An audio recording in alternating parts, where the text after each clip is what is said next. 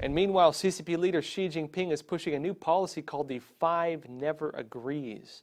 Under this, Xi says the Chinese people will never agree with anyone who attempts to split the Chinese Communist Party from the Chinese people or impose their will on China. 任何人、任何势力企图把中国共产党和中国人民割裂开来、对立起来，中国人民都绝不答应。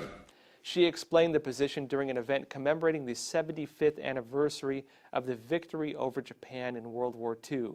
Now, when it comes to this ties to one of the deepest fears of the Chinese Communist Party, one of their biggest weak points, which is the CCP links its own identity to the identity of the Chinese people. It links its own interpretation of history with the history of China, but this is not the case. The Chinese Communist Party is one of the most abusive forces in history of the Chinese people.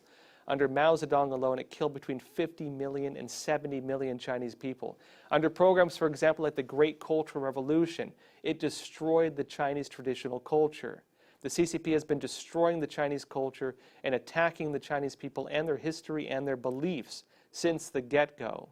And one of its biggest fears is that the Chinese people will recognize this. And if that happens again, if the CCP loses the support of the Chinese people, if they no longer recognize the authority of the CCP, that is the end of the party.